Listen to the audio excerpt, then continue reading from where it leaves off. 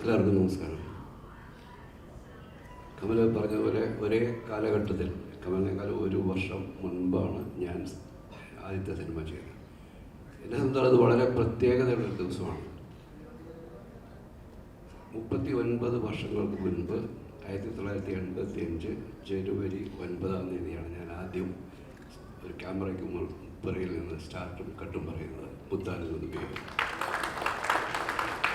ഒരുപാട് പ്രത്യേകതകളുള്ള ഒരു നല്ല ദിവസമാണിത്.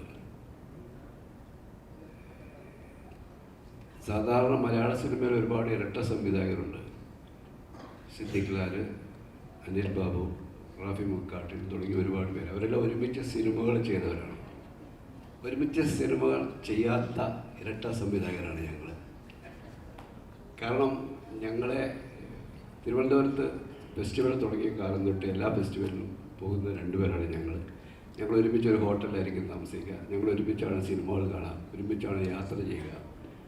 അക്കാഡമിയിൽ കമൽ ചെയർമാനാകുമ്പോൾ ഞാൻ അതിൻ്റെ എക്സിക്യൂട്ടീവ് കമ്മിറ്റി മെമ്പറാണ്. അതുകൊണ്ട് ആ യാത്രകൾ ഒന്നിച്ചാണ്.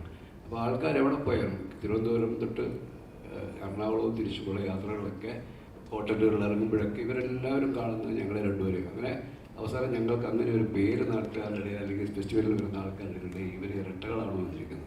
അപ്പോൾ അത്തരത്തിൽ വളരെ ആത്മബന്ധമുള്ള സിനിമയിൽ എൻ്റെ ഏറ്റവും അടുത്ത സുഹൃത്താണ്. ഞങ്ങളെല്ലാം ഈ സിനിമയുടെ അദ്ദേഹം ചെയ്ത സിനിമകളുടെയൊക്കെ കഥകൾ ആദ്യം പങ്കുവെക്കുന്നത് ഞാനുമായിട്ടാണ്. ഈ സിനിമയുടെയും കഥ പൂർത്തിയാക്കിയ ശേഷം എന്നോടാണ് പറയുന്നത്. അത്തരത്തിൽ ഇതിൻ്റെ പൂജാക്കി, ഇതിൻ്റെ വിളക്ക്, സിനിമയുടെ വിളക്ക് കൊളുത്തിയ തുടങ്ങിയ എല്ലാ ഇതിൻ്റെ ഈ നിമിഷത്തിലും ഇതിൻ്റെ ഭാഗമായി നിൽക്കുവാനുള്ളൊരു അവസരം എനിക്ക് ഉണ്ടായതിൽ വളരെ സന്തോഷം. കമൽ സൂചിപ്പിച്ചതുപോലെ ഷൈനെ വെച്ചിട്ട് ആ സിനിമയിലേക്ക് ഞങ്ങൾ റസാഖാണ് ആ സിനിമ എഴുതുന്നത്, സൈകൾ പാടുകയാണ്. അപ്പോൾ ഷൈനെയാണ് നമ്മൾ മനസ്സിൽ തീരുമാനിച്ചിരുന്നത്. ഒരു ദിവസം രാവിലെ TV വെക്കുമ്പോൾ കാണുന്ന വാർത്ത നമ്മൾക്കെല്ലാവർക്കും അറിയാവുന്ന ഷൈൻ്റെ ജീവിതത്തിലെ ഏറ്റവും പ്രതിസന്ധി നിറഞ്ഞൊരു ഘട്ടത്തിലേക്ക് ഷൈനെ കൊണ്ടുപോകുകയുണ്ടായി. ആ സമയത്ത് എല്ലാവരും പതറി വരെ ഞാനും റസാഖുമൊക്കെ ചിന്തിച്ചത് സിനിമ നടക്കുമോ, ഇനി മുന്നോട്ട് പോകുമോ എന്നുള്ള ഘട്ടത്തിൽ.